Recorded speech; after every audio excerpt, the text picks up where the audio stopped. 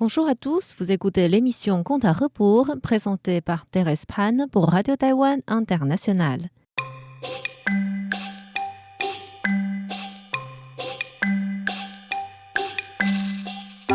La semaine dernière, nous avons vu que Xu Xian fut escorté au tribunal pour avoir volé des trésors de la famille Gu. Comme le juge avait déjà traité le dossier de Xu Xian avant et avait très peur du pouvoir magique de Bai Suzhen, il lui donna une punition allégée afin d'éviter des dangers potentiels. Xu Xian devait retourner chez M. Wang Yongchang et travailler dans sa pharmacie. Du côté de Bai Suzhen, elle avait calculé le yin et le yang et savait qu'elle pourrait retrouver son mari à la ville de Zhenjiang. Elle y alla ainsi en bateau avec toutes leurs richesses obtenues pendant cette période à Suzhou. Arrivée au port de Zhenjiang, elle dit à Xiaoqing: « Va faire un tour dans la ville et voir s'il y a une maison adéquate à louer. Il faut qu'elle se trouve dans un quartier prospère pour qu'on y gère notre pharmacie. » Xiaoqing entra ainsi dans la ville et ne prit que des grandes avenues. Le centre-ville était très animé. Des boutiques commerçantes se trouvaient partout et beaucoup de gens faisaient leurs courses.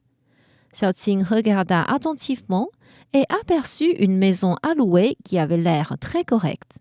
Par contre, la maison était bien fermée, sans signe de vie, et il n'y avait pas de coordonnées sur l'affiche non plus. Xiaoqing demanda des renseignements auprès d'un couturier en face.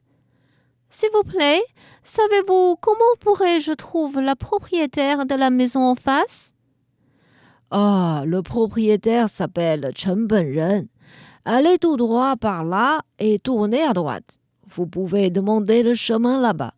Les gens sauront vous diriger. » Xiaoqing le remercia et voulait partir.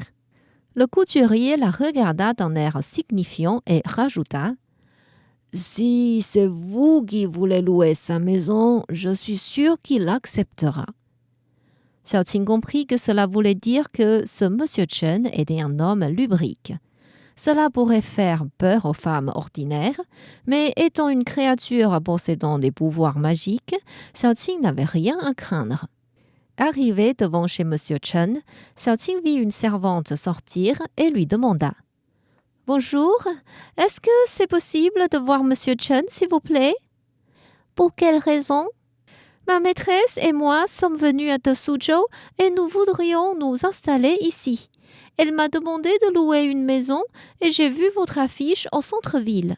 C'est pourquoi je voudrais rencontrer votre maître. » « Pas de problème, veuillez patienter un instant. » Quand la servante entra faire le rapport, M. Chen était en train de tailler ses fleurs. Sans lever la tête, il répondit: « Les maisons, il faut toujours les louer à des personnes que nous connaissons bien pour éviter des problèmes ultérieurs. Elles ne sont pas d'ici et nous n'avons pas de moyen de savoir si elles sont correctes. Comment pourrions-nous leur louer notre maison? Il ne faut pas me déranger pour cela. » Connaissant bien les mauvaises conduites de son maître, la servante lui dit: « Vous dites cela parce que vous n'avez pas vu la demoiselle dehors.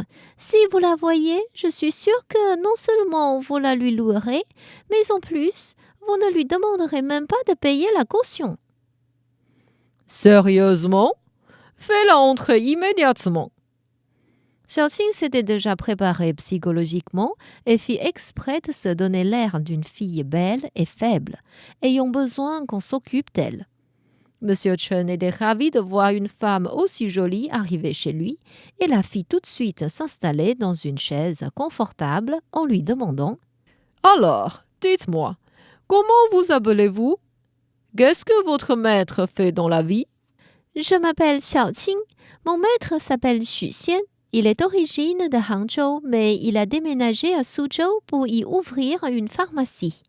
Il n'est pas avec nous pour le moment.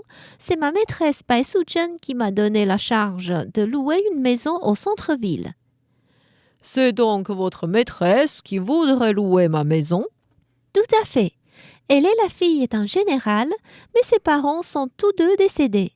Pour ne rien vous cacher, mon maître Xu Xian s'amuse souvent avec des femmes dehors et ne rentre que rarement.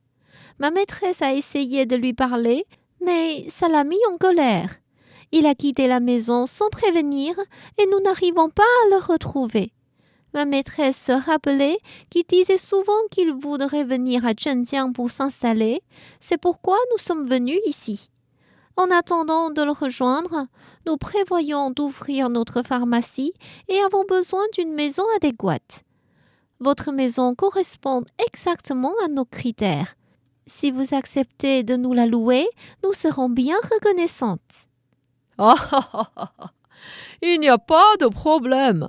Puisque votre maître n'est pas là, je ne peux que discuter avec votre maîtresse. Guidez-moi donc à votre bateau pour que je la rencontre. Ah, nous sommes très gênés que vous vous déplaciez pour nous. Il n'y a pas de quoi. Les femmes mariées ne peuvent pas s'exposer dans la rue comme les hommes, encore moins la fille en général. Devinant que la maîtresse de cette jolie servante devait être encore plus belle, M. Chen ne trouvait point pénible de se déplacer. Il suivit Xiaoqing jusqu'à leur bateau, attendit qu'elle fasse le rapport à sa maîtresse et y entra par la suite. Évidemment, il fut entièrement attiré par la beauté de Bai Suzhen. Après des salutations, il lui raconta des histoires. Votre servante m'a déjà dit pourquoi vous voulez louer ma maison. D'habitude, je loue qu'aux gens que je connais. Mais je viens de me rappeler que votre mari Xu Xian est en fait un bon ami à moi. Lorsque je suis allée à Suzhou l'année dernière, il m'a accueilli chaleureusement. Et voilà une bonne opportunité pour que je lui rende sa grâce.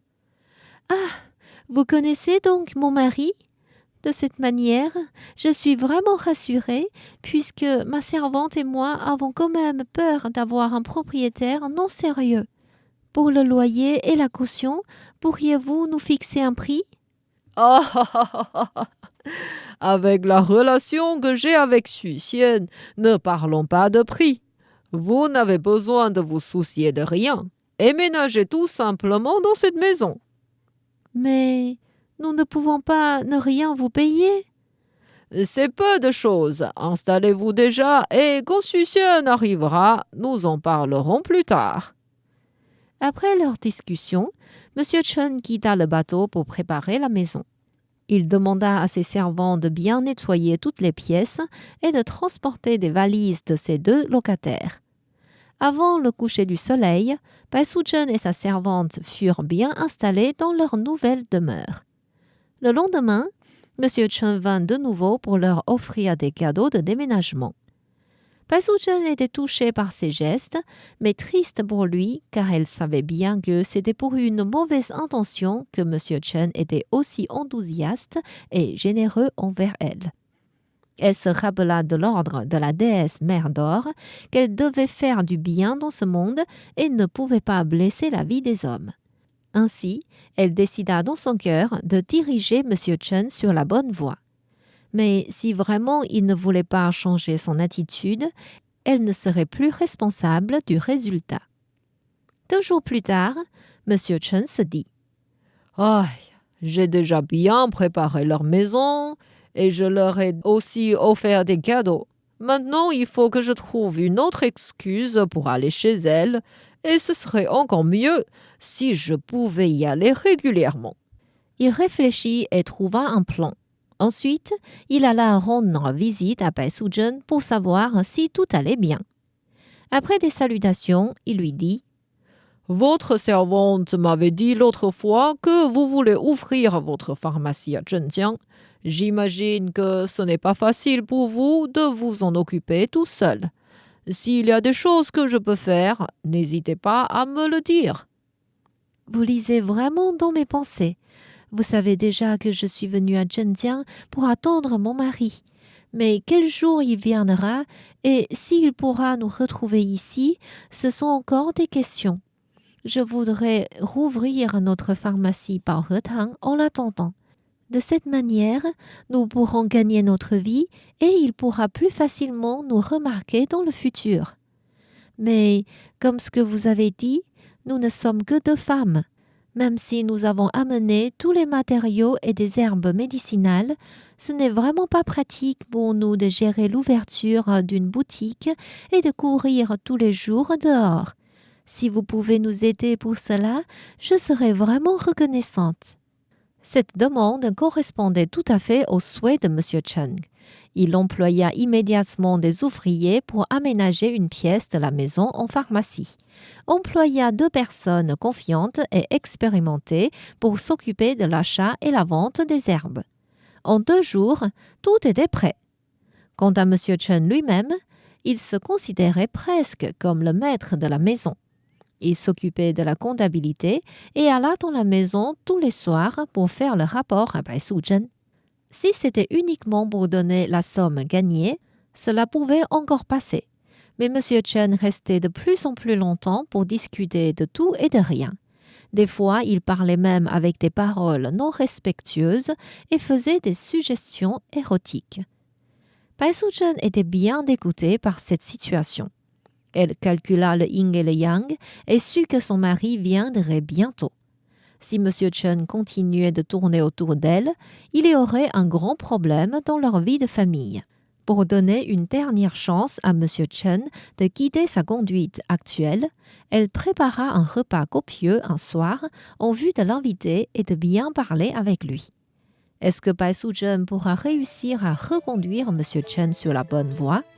Que deviendra-t-il dans le futur? Je vous invite à revenir la semaine prochaine pour connaître la suite de l'histoire.